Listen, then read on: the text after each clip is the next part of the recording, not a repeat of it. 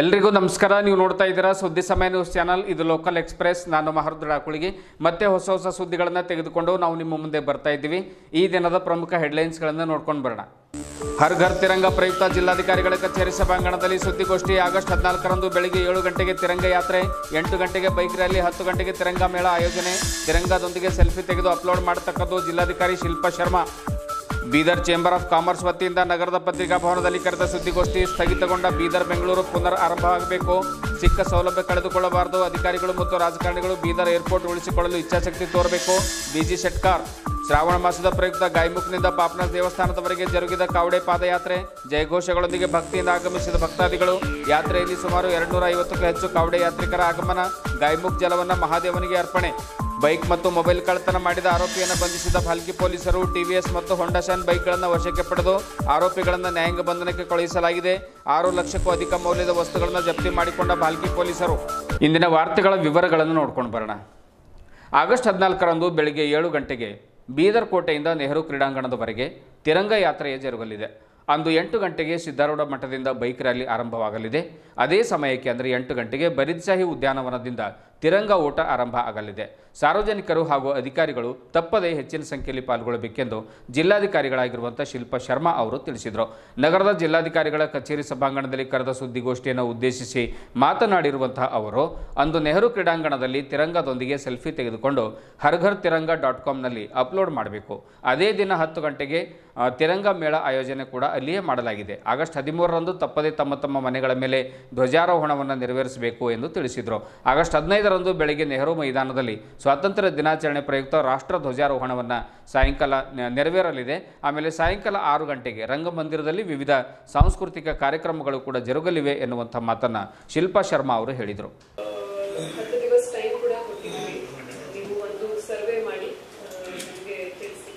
ಅದರಲ್ಲಿ 10 ಮೀಟರ್ ಅಕ್ಕಪಕ್ಕ ಹಿಂದಿನ 2018 ಯಾವ ವರ್ಷದಲ್ಲಿ ಇದು ಒಂದು ಆರ್ಡರ್ ಆಗಿತ್ತು. 10 ಮೀಟರ್ ಸೈಡ್ನಲ್ಲಿ ಯಾವುದು ಡೆವಲಪ್ಮೆಂಟ್ ಕೆಲಸ ತಗೋಬಾರದು. ಅದೇ ನಾವು 10 ದಿವಸ ಟೈಮ್ ಕೊಟ್ಟು ವರದಿ ಕೂಡ ರಾತ್ರಿ ಲೈಟ್ ಇದೆ ಅಲ್ಲ, ಬೀದಿ ಲೈಟು ಇಲ್ಲಿ ಸಿದ್ಧಾರ್ಥ ಕಾಲೇಜಲ್ಲಿ ಪೂರ ಚಿಕ್ಕಪುಟ್ಟದಾಗ ಲೈಟ್ ಇಲ್ಲ ಮೇಡಮ್. ತೊಂದರೆ ಆಗ್ತಿದೆ ಜನರಿಗೆ. ಮತ್ತೆ ಬಹಳಷ್ಟು ಏರಿಯಾದಲ್ಲಿ ಇಲ್ಲ ಮೇಡಮ್. ಗುಂಪ ರೋಡ್ ಆಗಲಿ, ಶಾಪುರ್ಗೇಟ್ ರೋಡ್ ಆಗಲಿ ಬೀದಿ ಲೈಟ್ ಬೀಳ್ತಾ ಇಲ್ಲ. ಜನರಿಗೆ ಸಮಸ್ಯೆ ಆಗ್ತಾ ಇದೆ. ಲೈಟೇ ಇಲ್ಲ ಮೇಡಮ್. ಒಂದು ಜನಕ್ಕೆ ಓಡಾಡಕ್ಕೆ ಕಳ್ಳರ ಕಾಟ ಜಾಸ್ತಿ ಆಗ್ತಾ ಇದೆ. ಕಳ್ಳರ ಕಾಟ ಜಾಸ್ತಿ ಆಗ್ತಿದೆ. ಲೈಟೇ ಇಲ್ಲ ಮೇಡಮ್. ಅಲ್ಲಿ ಜನ ಹೋಗ್ಲಾಕೆ ಬರ್ಲಾಕೆ ಸ್ವಲ್ಪ ಜನ ಅಲ್ಲಿ ಲೆಟ್ರಿನ್ ಹೋದ್ರೆ ಅವ್ರಿಗೂ ಸಮಸ್ಯೆ ಆಗ್ತಾ ಇದೆ. ಮೇಡಮ್, ಯುಜಿಡಿ ಬಗ್ಗೆ ಹೇಳಿದ್ರಿ. ಯುಜಿಡಿ ಬಗ್ಗೆ ಎಲ್ಲ ಕಳಪೆ ಕಾಮಗಾರಿ ಆಗಿದೆ. ಮೊದಲನೇದು. ಎರಡನೇದು, ಅದು ಔಟ್ಲೆಟೇ ಇಲ್ಲ. ಯುಜಿಡಿ ಕೆಲಸ ಆಗಿದೆ, ಔಟ್ಲೆಟ್ ಇಲ್ಲ, ಎಲ್ಲೂ ಇಲ್ಲ ಅವರಿಗೆ. ಇದರ ಕೋಟಿ ಗಟ್ಟಲೆ ಹಾನಿ ಆಗಿದೆ. ಬೀದರ್ ಜಿಲ್ಲೆ ಇದೊಂದು ಐತಿಹಾಸಿಕ ಜಿಲ್ಲೆ. ಜಿಲ್ಲೆಯು ದಿನೇ ದಿನೇ ಪ್ರವಾಸಿಗರನ್ನು ತನ್ನತ್ತ ಕೈಬೀಸಿ ಸೆಳೀತಾ ಇದೆ. ಇಂಥ ಐತಿಹಾಸಿಕ ಬೀದರ್ನಲ್ಲಿ 2020ರ ಫೆಬ್ರವರಿ 7ರಂದು ಉಡಾನ್ ಯೋಜನೆ ಅಡಿಯಲ್ಲಿ ವಿಮಾನಯಾನ ಆರಂಭವಾಯಿತು. ಡಿಸೆಂಬರ್ 2023ರಿಂದ ಸ್ಥಗಿತಗೊಂಡು ಈಗ ಮುಚ್ಚುವ ಹಂತಕ್ಕೆ ಬಂದು ತಲುಪಿದೆ. ಅಧಿಕಾರಿಗಳು ಮತ್ತು ರಾಜಕಾರಣಿಗಳು ಇದನ್ನು ಪುನರ್ ಆರಂಭ ಮಾಡುವ ಇಚ್ಛಾಶಕ್ತಿ ತೋರಬೇಕು. ಜಿಲ್ಲೆಗೆ ಬಂದ ವಿಮಾನಯಾನದ ಒಂದು ಅವಕಾಶವನ್ನು ಯಾವುದೇ ಕಾರಣಕ್ಕೂ ಕೂಡ ಕಳೆದುಕೊಳ್ಳಬಾರದು ಎನ್ನುವಂಥ ಮಾತನ್ನು ಬೀದರ್ ಚೇಂಬರ್ ಆಫ್ ಕಾಮರ್ಸ್ನ ಅಧ್ಯಕ್ಷರಾಗಿರುವಂಥ ಬಿಜಿ ಶೆಟ್ಕಾರ್ ಅವರು ತಿಳಿಸಿದರು.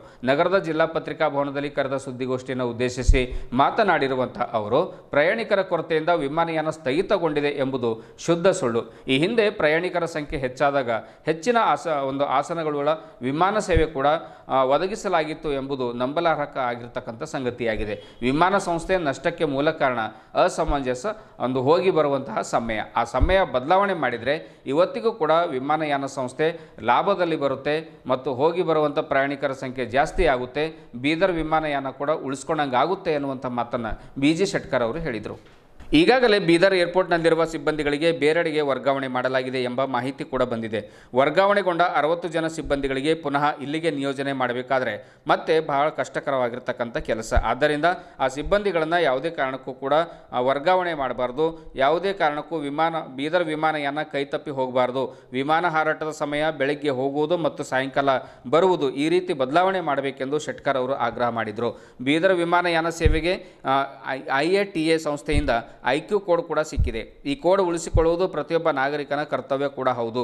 ಈ ಕೋಡ್ನಿಂದ ಇಡೀ ವಿಶ್ವದಲ್ಲಿ ಬೀದರ್ಗೆ ಏರ್ಪೋರ್ಟ್ ಇದೆ ಅನ್ನುವಂಥ ಮಾಹಿತಿ ಕೂಡ ಲಭ್ಯ ಆಗುತ್ತೆ, ವಿಶ್ವಕ್ಕೆ ಗೊತ್ತಾಗುತ್ತೆ. ಬೀದರ್ನಿಂದ ಮುಂಬೈಗೆ ವಿಮಾನಯಾನ ಆರಂಭ ಮಾಡಬೇಕು, ಬೆಂಗಳೂರಿಗೂ ಕೂಡ ಆರಂಭ ಮಾಡಬೇಕು. ಹೀಗಾದಾಗ ಇಲ್ಲಿರುವಂತಹ ಇಂಜಿನಿಯರು, ವ್ಯಾಪಾರೋದ್ಯಮಿಗಳು, ಕೈಗಾರಿಕೋದ್ಯಮಿಗಳು, ರಾಜಕಾರಣಿಗಳು, ತುರ್ತು ಚಿಕಿತ್ಸೆ ಪಡೆಯುವಂಥ ರೋಗಿಗಳಿಗೆ ಸಾಕಷ್ಟು ಅನುಕೂಲವಾಗಿ ಹೆಚ್ಚಿನ ಸಂಖ್ಯೆಯಲ್ಲಿ ಜನರು ಪ್ರಯಾಣಿಸಿ ಸಂಸ್ಥೆಗೆ ಲಾಭದಾಯಕವಾಗುತ್ತದೆ. ಚೇಂಬರ್ ಆಫ್ ಕಾಮರ್ಸ್ ಮೊದಲಿನಿಂದಲೂ ಜಿಲ್ಲೆಯ ಸಮಸ್ಯೆಗಳಿಗೆ ಸ್ಪಂದಿಸುತ್ತಾ ಬಂದಿದೆ.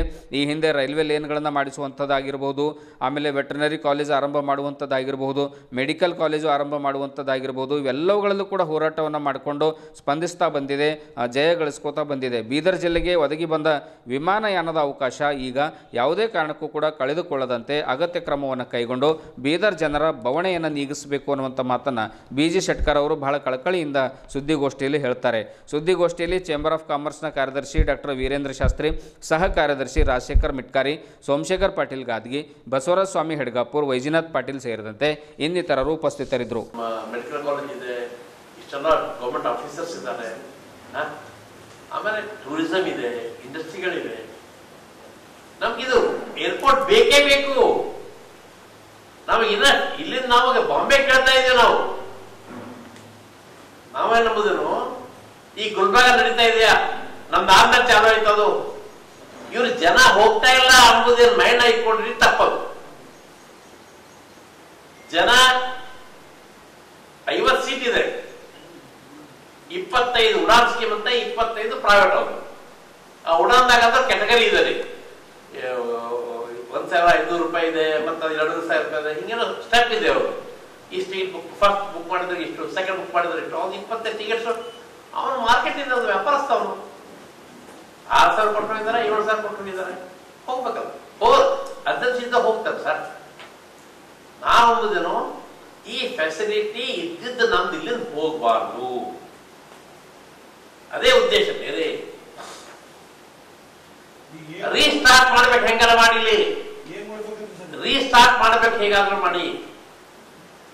ರೀಸ್ಟಾರ್ಟ್ ಬಂದೈತಲ್ಲ ಈಗ ರೀಸ್ಟಾರ್ಟ್ ಮಾಡೋದಕ್ಕೆ ಅಂತ ನಾಕತ್ತೀವಿ ನಾವು.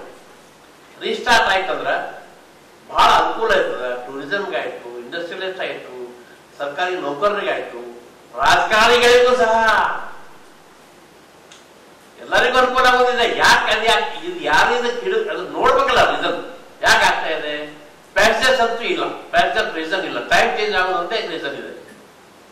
ಟೈಮ್ ಚೇಂಜ್ ಆಯ್ತು ಅಂದ್ರೆ 100% ಸಕ್ಸಸ್ಫುಲಿ ಇದು ವರ್ಕೌಟ್ ಆಯ್ತು, ಗೊತ್ತಾ.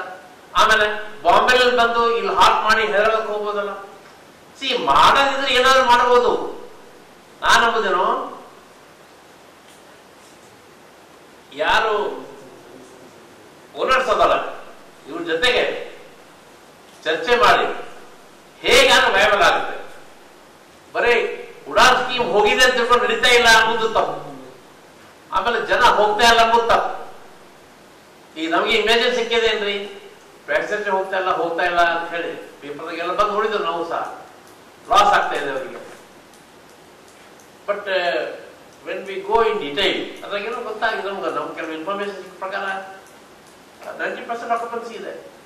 ಅವ್ರು ಪ್ರಯತ್ನ ಮಾಡಿದ ಕೆಲವು ಸಲ ಏನ್ರಿ, ಸಮಯ ಚೇಂಜ್ ಮಾಡಿ ಅವ ತಾರ್ದವನು. ಉಡಾನ್ ಸ್ಕೀಮ್ ಬಗ್ಗೆ ನನಗೆ ಅಷ್ಟು ಚಿಂತೆ ಇಲ್ಲ. ಉಡಾನ್ ಸ್ಕೀಮ್ ಸಿಗ್ಬೇಕು, ಅವ್ರಿಗೆ ಸಿಗ್ಲಿ, ಬೇಕೆ ಬೇಡತ್ತಲ್ಲ, ಉಡಾನ್ ಸ್ಕೀಮು ಬರಬೇಕು. ಪ್ರೈಮ್ ಮಿನಿಸ್ಟರ್ ಹೇಳಿದ್ರಲ್ಲ, ಹವಾಯಿ ದಾಲೇನ ವಾಲವಿ ಹವಾಯಿ ಉಡ್ನಾ ಚಾಹಿಯೆ, ಓ ಸ್ಕೀಮ್ಲಿಂದ ಇದು ಅವರು ಮಾಡಿದ್ದಾರೆ, ಇರ್ಲಿ. ಬಟ್ ಅದೇ ಕಾರಣಕ್ಕಾಗಿ ನಮಗೆ ಡಿಪ್ರೈವ್ ಮಾಡಬಾರ್ದು ಬೀದರ್ ಜನರಿಗೆ. ಈಗ ವಿ ಹ್ಯಾವ್ ಡಿಪ್ರೈವ್ ಇರೋದ್ರಿ, ಯಾವುದೋ ಕೆಲಸ ಎಮರ್ಜೆನ್ಸಿ ಹೋಗಬೇಕಾಗುತ್ತೆ.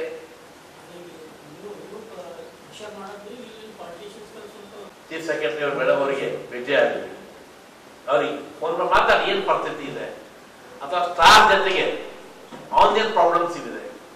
ಇದು ಅಧಿಕಾರಿಗಳು ಮಾಡೋ ಕೆಲಸ ಸರ್. ಇದು ನಮ್ಗೆ ಯಾರು ಕೇಳಂಗಿಲ್ಲ, ಅಧಿಕಾರಿಗೆ ಬರಬೇಕು. ಅಧಿಕಾರಿಗೆ ಮುಂದಾಗಿ ಅವ್ರು ಯಾವ ಮಾಡ್ತಾರೆ, ರಾಜಕಾರಣಿಗಳ ಪ್ರೆಷರ್ ಬೇಕು, ರಾಜಕಾರಣಿಗಳ ಪ್ರೆಷರ್ ಬೇಕು, ಅಧಿಕಾರಿಗಳ ಮನಸ್ಸು ಬೇಕು. ಇವೆರಡರದು ಇಲ್ಲಿ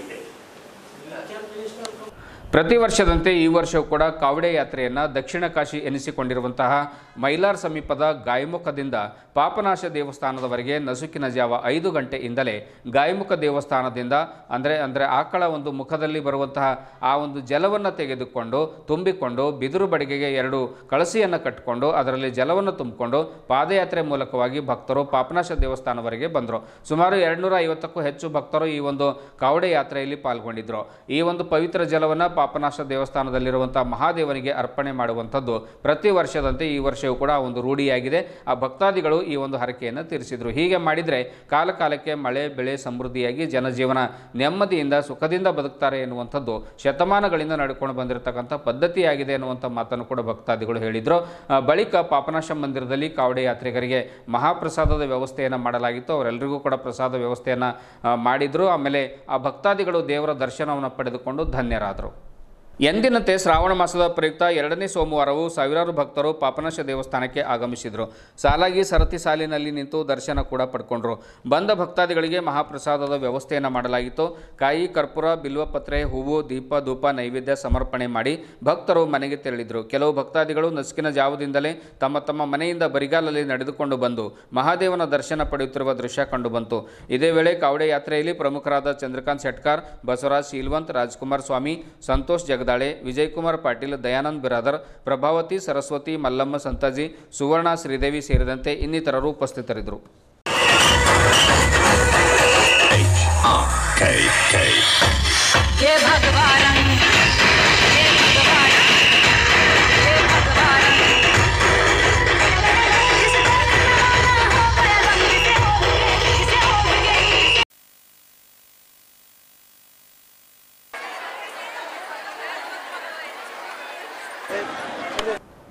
ವಿವಿಧ ಕಳ್ಳತನಗಳಲ್ಲಿ ಭಾಗಿಯಾಗಿರುವಂತಹ ಆರೋಪಿಗಳನ್ನು ದಸ್ತಗಿರಿಯನ್ನು ಮಾಡಿಕೊಂಡು ಬಾಲ್ಕಿ ಪೊಲೀಸರು ಮಿಂಚಿನ ಕಾರ್ಯಾಚರಣೆಯನ್ನು ನಡೆಸಿ ಅವರಿಗೆ ಬಂಧಿಸಿ ನ್ಯಾಯಾಂಗ ಬಂಧನಕ್ಕೆ ಕಳಿಸಿದ್ದಾರೆ. SP ಪ್ರದೀಪ್ ಗುಂಟಿ ಹಾಗೂ ಹೆಚ್ಚುವರಿ ಪೊಲೀಸ್ ಅಧೀಕ್ಷಕರಾಗಿರುವಂಥ ಚಂದ್ರಕಾಂತ್ ಪೂಜಾರಿ ಹಾಗೂ ಮಹೇಶ್ ಮೇಘಣ್ಣ್ ಅವರ ಒಂದು ನೇತೃತ್ವದಲ್ಲಿ DYSP ಶಿವಾನಂದ್ ಪವಾಡ್ ಶೆಟ್ಟಿ ಅವರ ಒಂದು ನೇತೃತ್ವದಲ್ಲಿ ಕಳ್ಳರ ಒಂದು ಹೆಡೆಮುರಿ ಕಟ್ಟುವಲ್ಲಿ ಬಾಲ್ಕಿ ಪೊಲೀಸರು ಯಶಸ್ವಿಯಾಗಿದ್ದಾರೆ. ಸುಮಾರು 6,45,000 ಮೌಲ್ಯದ ಒಂದು ಕಳ್ಳತನದ ಮಾಲನ್ನು, ಬೈಕ್ಗಳನ್ನು ಮತ್ತು ವಿವಿಧ ಕಂಪನಿಗಳ ಮೊಬೈಲ್ಗಳನ್ನು ಅವರು ವಶಪಡಿಸಿಕೊಂಡಿದ್ದಾರೆ. ಆ ಒಂದು ಬೈಕ್ಗಳಲ್ಲಿ TVS ಕಂಪನಿ, ಹೋಂಡಾ ಶೈನ್ ಕಂಪನಿ ಮತ್ತು ಇನ್ನಿತರ ಓಪೋ ಮೊಬೈಲ್ಗಳು, ರೆಡ್ಮಿ ಮೊಬೈಲ್ಗಳು, ಹೀಗೆ ಅನೇಕ ರೀತಿಯ ಮೊಬೈಲ್ಗಳನ್ನು ಅವರು ವಶಪಡಿಸಿಕೊಂಡಿದ್ದಾರೆ. 6,45,000 ಮೌಲ್ಯದ ಒಂದು ಮಾಲನ್ನು ವಶಪಡಿಸಿಕೊಂಡಿದ್ದಾರೆ. ಆರೋಪಿಗಳನ್ನು ನ್ಯಾಯಾಲಯಕ್ಕೆ ಹಾಜರುಪಡಿಸಿ ನ್ಯಾಯಾಂಗ ಬಂಧನಕ್ಕೆ ಒಳಪಡಿಸಿದ್ದಾರೆ.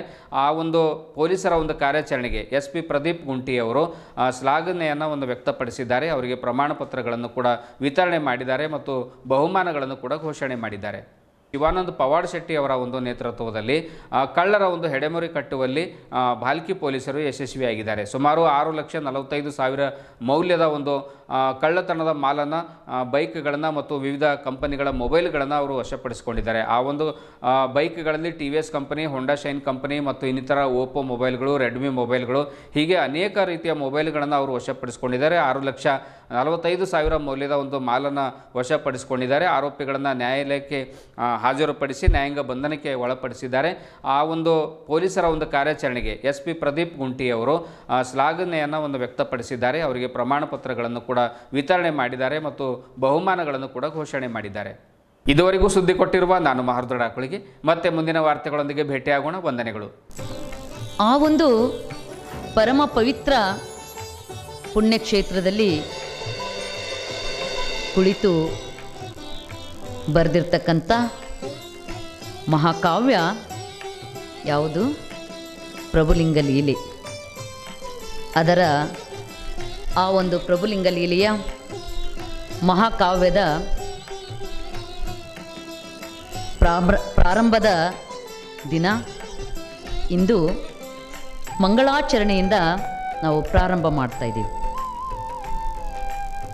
ಮಂಗಳಾಚರಣದಿಂದ ನಾವೇನಿದು ಪ್ರಾರಂಭ ಮಾಡ್ತಾ ಇದ್ದೀವಲ್ಲ,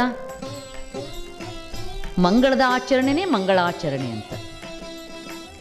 ಮಂಗಳ ಅಂದ್ರೇನು? ಶುಭವಾದದ್ದು, ಕಲ್ಯಾಣಕರವಾದದ್ದು ಅಂತ ತಿಳ್ಕೊಂಡು ಎಲ್ಲರಿಗೂ ಶುಭ ಕೋರ್ತಕ್ಕಂಥದ್ದು, ಅಶುಭ ರಹಿತವಾಗಿರ್ತಕ್ಕಂಥದ್ದು ಅದು ಮಂಗಳ ಅಂತ ನಾವು ಹೇಳ್ತಾ ಇದ್ದೀವಿ.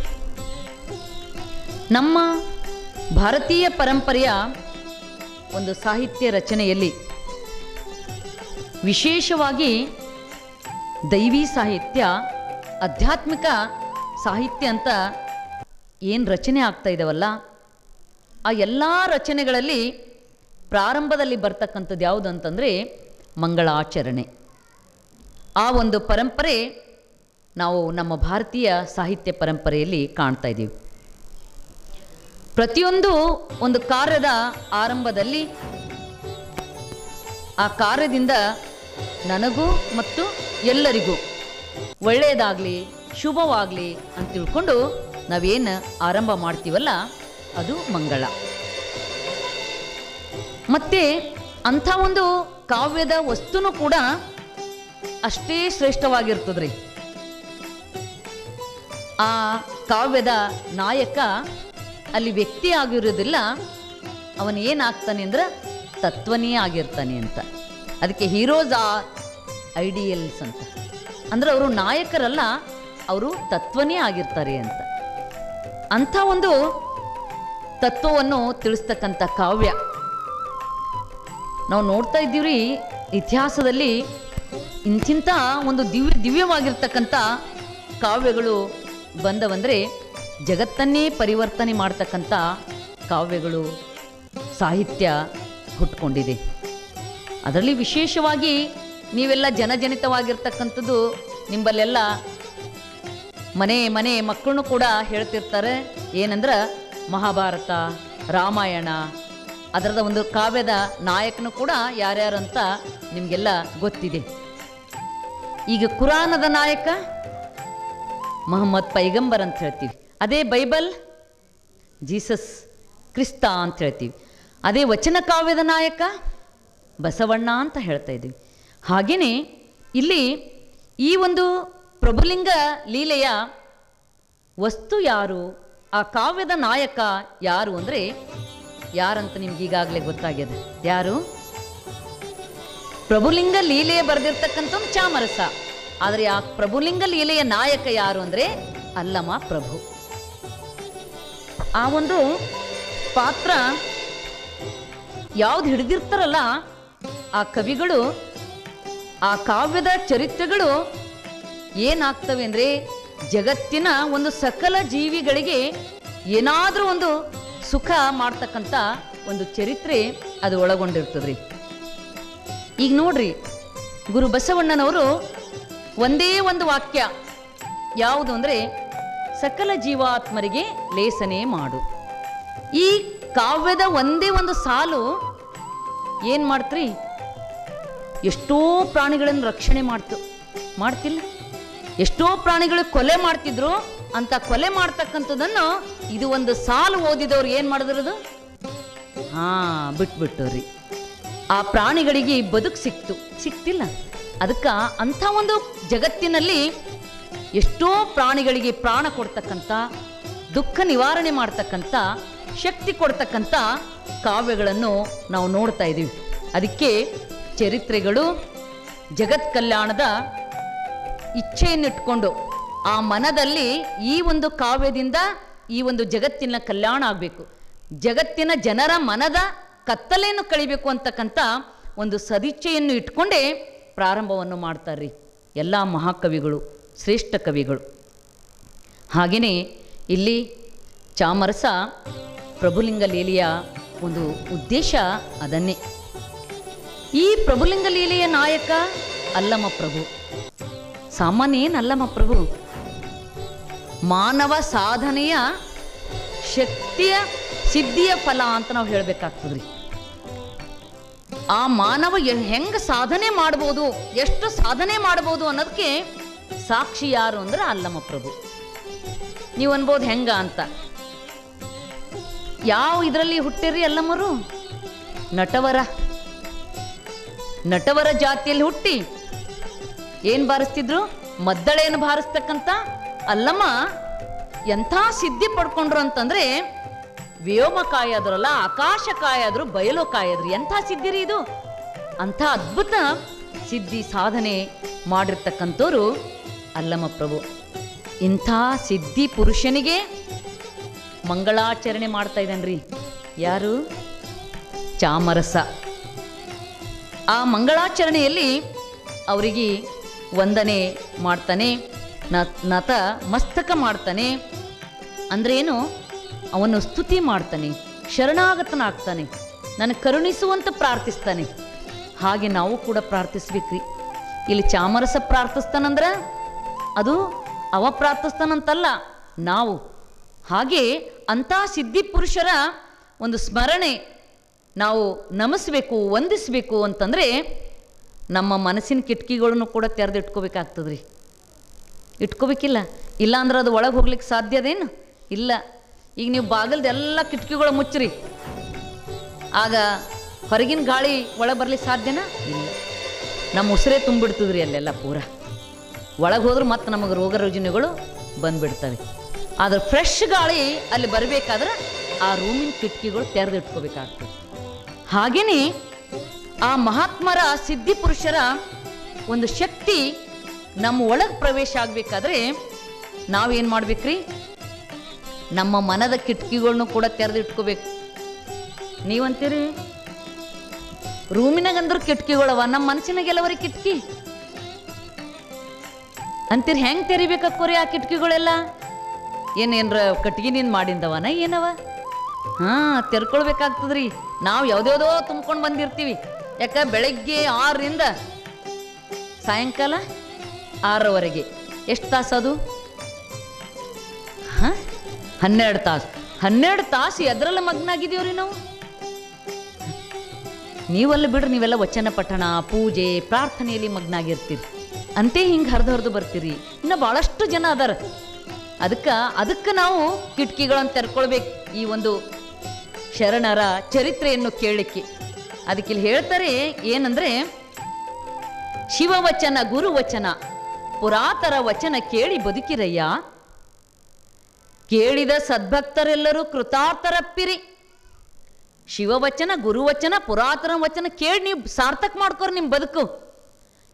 ಕೇಳಿದವ್ರು ಎಲ್ಲರೂ ಸಾರ್ಥಕ ಆಯ್ತಾರಂತ ನೀವಂತೀರಿ.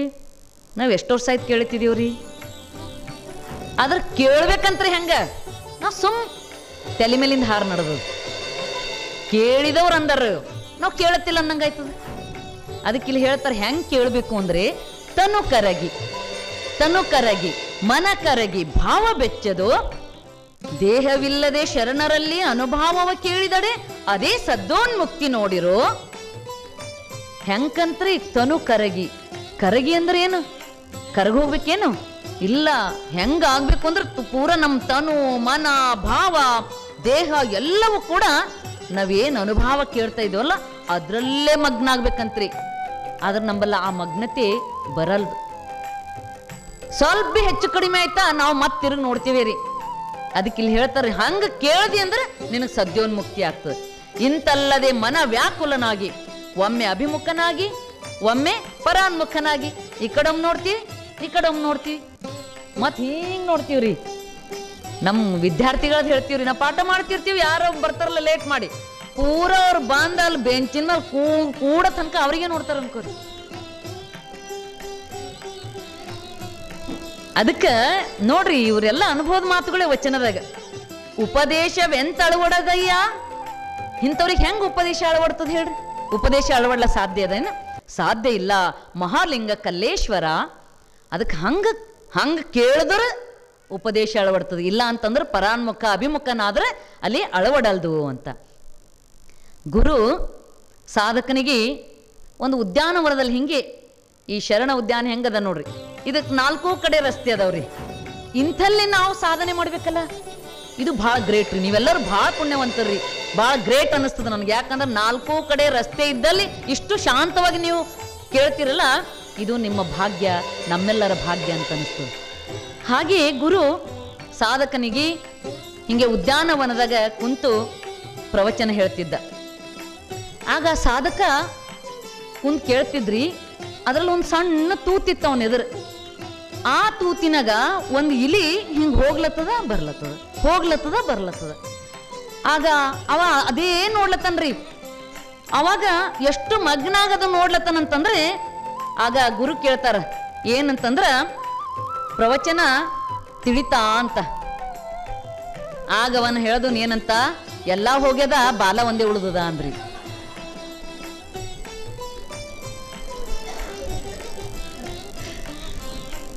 ಕುಂತನ್ರಿ ಅಲ್ಲೇ ಎದುರೇ ಕುಂತನ, ಗುರುಗಳಿಗೆ ಬಿ ಅನಿಸ್ಲತ್ತದ ಕೇಳತ್ತಾನಂತ, ಆದ್ರೆ ಅವತ್ತು ಕೇಳತ್ತಾನೇನು? ಹಿಂಗದ ಅನ್ಕೋರಿ. ಅದಕ್ಕೆ ಇಲ್ಲಿ ಹೇಳ್ತಾರೆ ಏನಂದ್ರೆ, ನಮ್ಮ ಮನದ ಕಿಟಕಿಯನ್ನು ತೆಗೆದುಕೊಳ್ಬೇಕು ಅಂದ್ರೆ ಏನು?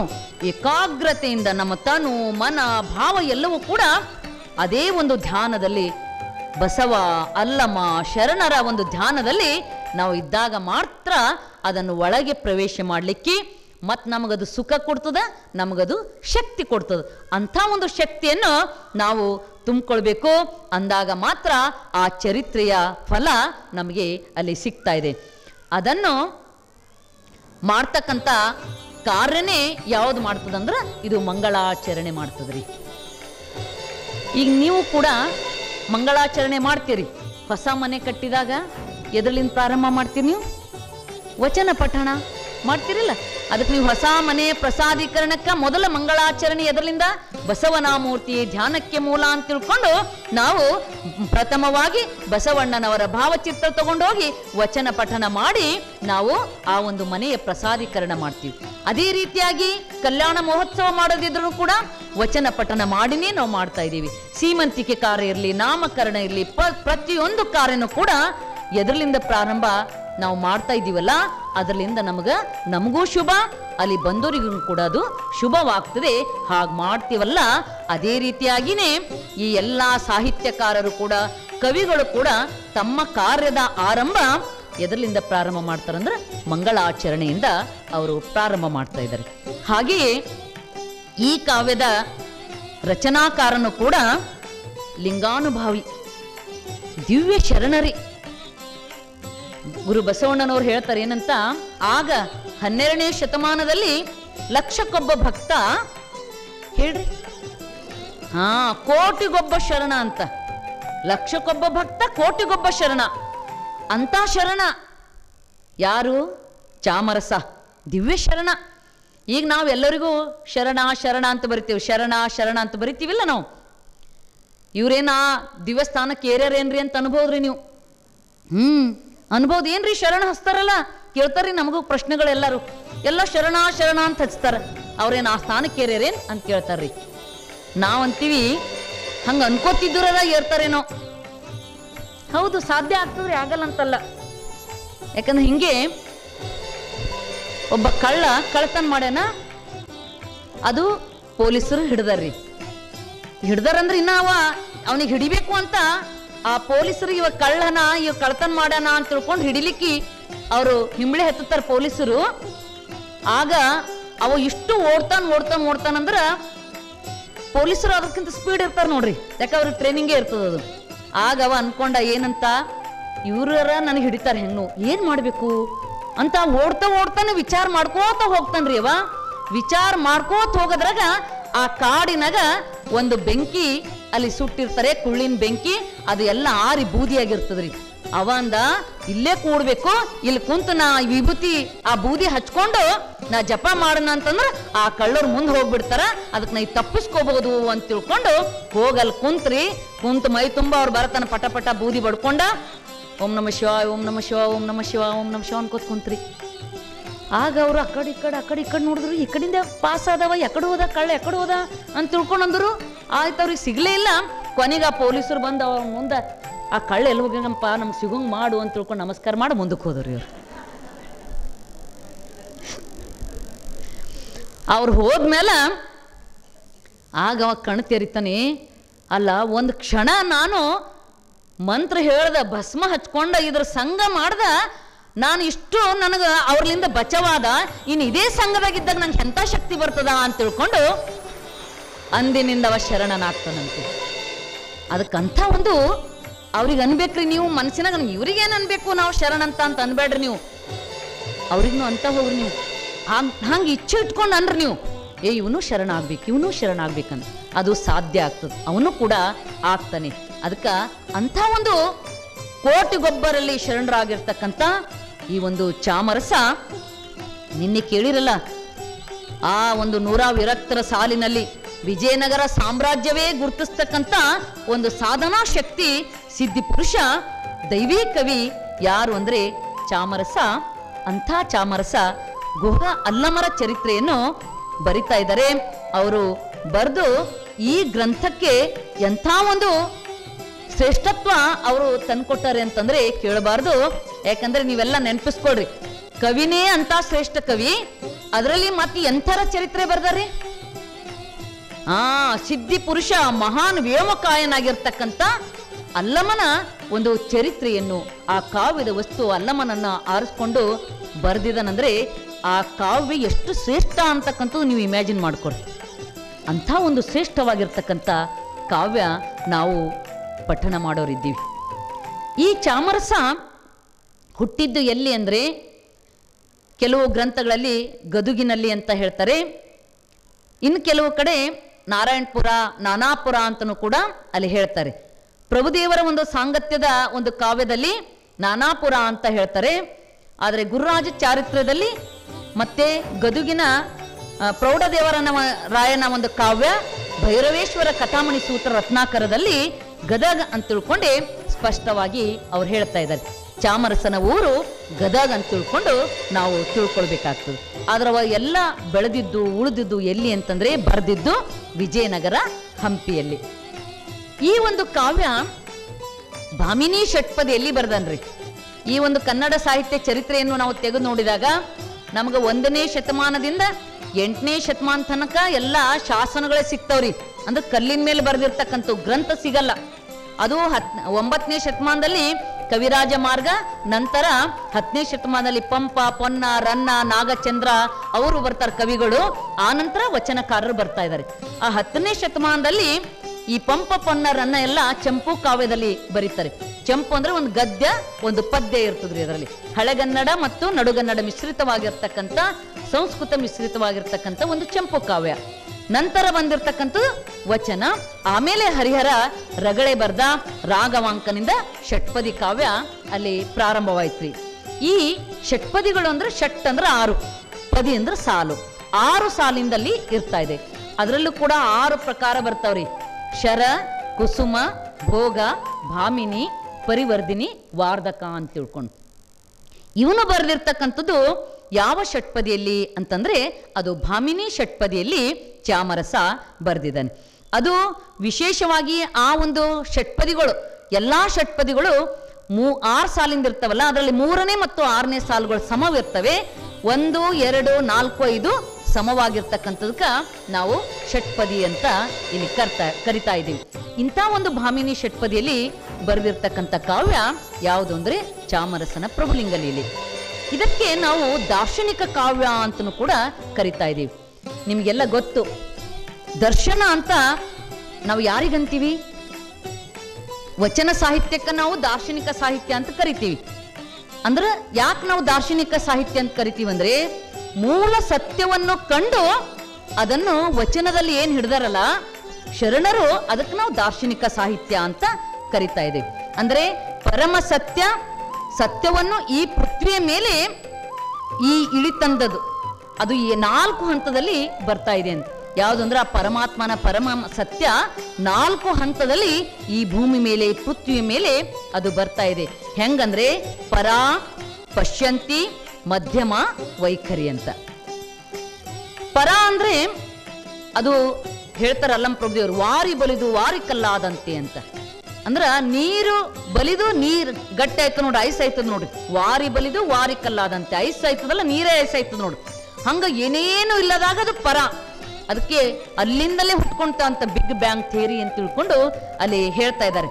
ಇದು ಮತ್ತೆ ಯಾವಾಗಾರ ನಡು ಬಂದಾಗ ಇದರ ವಿವರಣೆ ಕೊಡೋಣ. ಸ್ಥೂಲವಾಗಿ ತಿಳ್ಕೊಳ್ಬೇಕಂದ್ರೆ ಜೋಳ ಅದಾರಿ, ಜೋಳ ಆದ್ಮೇಲೆ ಹಿಟ್ಟು ಮಾಡ್ತೀವಿ.